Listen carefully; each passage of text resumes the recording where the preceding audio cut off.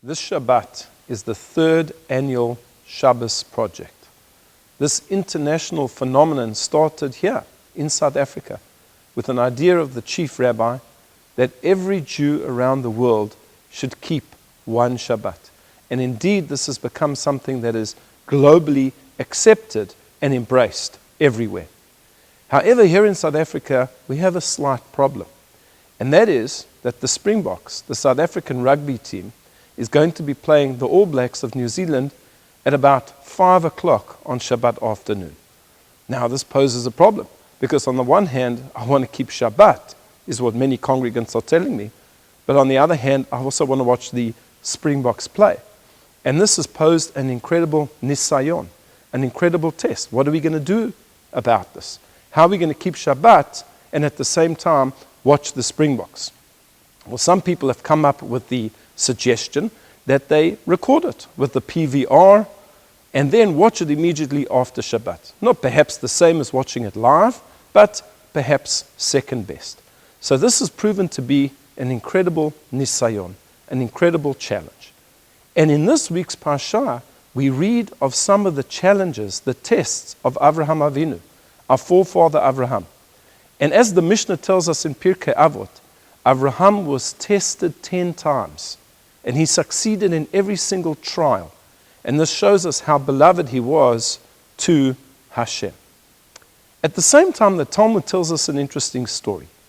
That King David had a prophetic image. And he saw that in the future, the Jewish people would begin their prayers as follows. Elokei Avraham, Elokei Yitzhak, Elokei Yaakov. They would describe Hashem as the God of Abraham, the God of Isaac, and the God of Jacob. And King David thought, well, why don't they say Elokei David, the God of David? Why am I left out of this equation? And so he put his petition to Hashem. And Hashem said the reason why they are there is because each one of them was tested with a trial and they were successful. So King David said, well, if that's what it takes, give me a trial. Test me. And Hashem said, fine, I'll test you and I'll even tell you what the test will be. You will be tested with a woman, a beautiful woman, and you will fail that test. And indeed, this is what happened. King David saw the beautiful Bathsheba, and he took her before it was appropriate, and he failed the test. And therefore, we do not mention him in our prayers. What is the meaning of this? Why would God test the forefathers? And why, when King David asked for the test, did he fail? This topic of nisayon, a test or a trial, is something that creates a great deal of philosophical difficulty amongst the commentators. But we could say it as simply as possible, as explained by the Midrash. You have an artisan, for example, somebody who makes pots. Somebody makes pots out of metal or out of clay, and he takes those pots and he forms them, and perhaps he puts them into a kiln to make sure that they're robust. And afterwards he takes like a hammer and he knocks them to see if they are tough and if they're able to handle that. But says the Midrash, he'll only knock those pots that can take it. The pots that can't take it, he's not going to do it because they're just going to break. Or to put it perhaps in a more modern setting, you have a team of athletes at school, and the coach of the team is coaching them and telling them what to do, and that they have to run here and run there, and they have to run so fast, and they have to jump over loops. And then there's one particular student that he pushes and he pushes and he pushes. And that student comes to the coach after about a month of coaching and he says, Coach, why are you so unfair to me? Everybody else has to run this much and I have to run further and further. Why are you picking me out? And the coach says to him, because I know you have that ability. I know you have that potential within you, and therefore I push you, because you have to bring out that potential into the fore, into actuality. This is what Hashem does with Avraham. Hashem knew that Avraham had incredible potential, but the rest of the world didn't necessarily know that.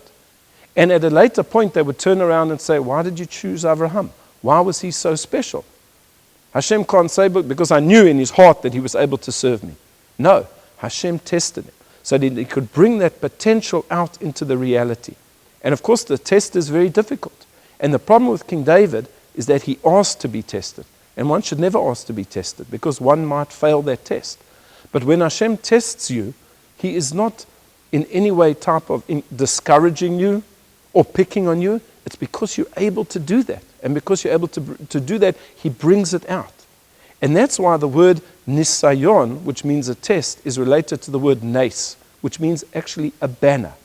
Because when a banner is held high, we can see that this is the place that we should be. Here's the banner, here's the flag. It indicates something. It's as if Hashem is lifting up that person and indicating and saying, look, this is Avraham. Avraham actually earned my love and respect. Why? Because when I put him on the line, when I tested him, he came through with those tests. So it may be true that this Shabbat, it's going to be difficult to keep Shabbat because you're thinking about the Springbok game, but you know what? Hashem will not give you a test that you cannot keep. And therefore it's a nisayon, and it'll make you into a greater and stronger person, just like our forefather Avraham. I wish you a Shabbat Shalom.